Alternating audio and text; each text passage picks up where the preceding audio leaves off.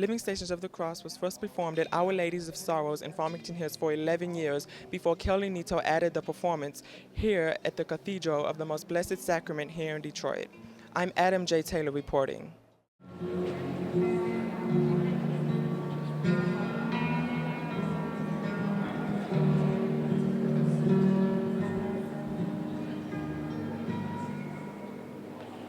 Producer Kelly Garver Nito based the Living Stations on the Stations of the Cross celebrated by Pope John Paul II in 1991 on Good Friday.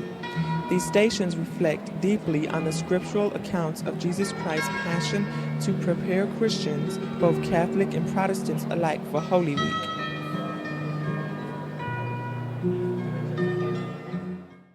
We are so blessed to be able to perform in such an amazing cathedral.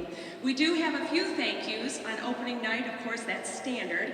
We want to thank, of course, our Archbishop, Ellen Vigneron, Monsignor McClory, and also our spiritual advisor, Father Charlie Fox, for their prayers and their unending support, especially a couple weeks ago when we really said we needed some help. So thank you to them.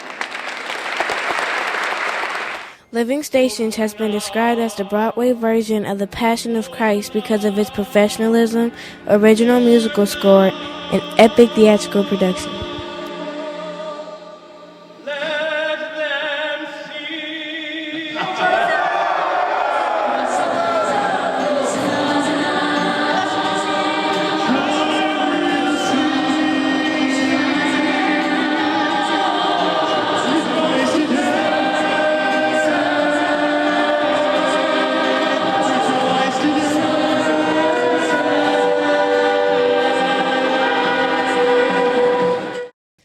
Kelly is a professional speaker and a former Miss Michigan, and she says most people do not understand Living Stations until they see it.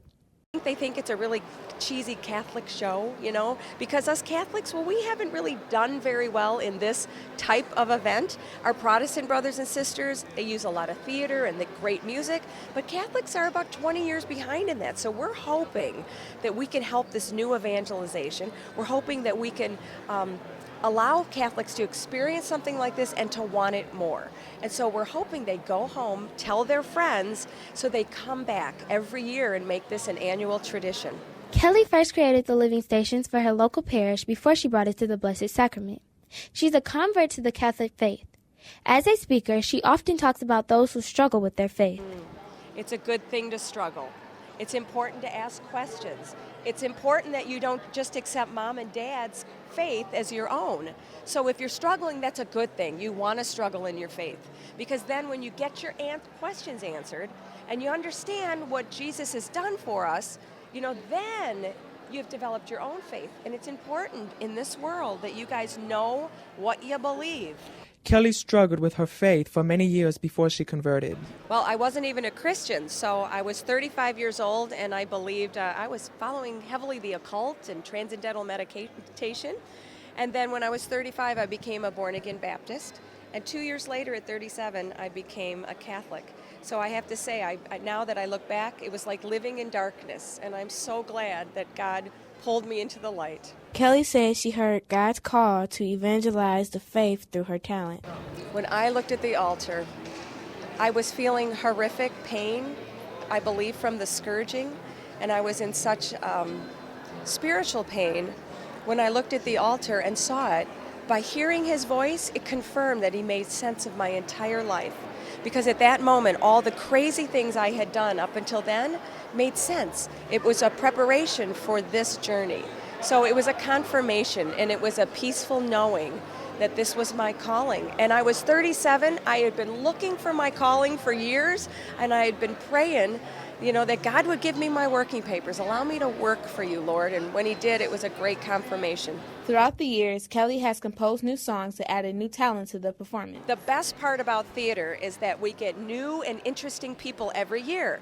Like our singing soldier tonight was brand new, and he brings a completely different perspective to the role, right? He sings in a completely different way, and his youth and his energy was just phenomenal. So each actor brings their life experience to the stage, and it makes it that much more interesting. So every year it changes and grows, and that's a good thing. This happens because of a small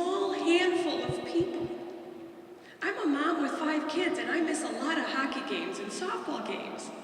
And we have other moms and dads, and none of us need to take that burden on every year. We ask that you participate and help us, because these wonderful volunteers have sacrificed so much in their Lenten journey. So, yes, a round of applause to all our... We are the YNN Logan Network, where we bring you the younger side of the news.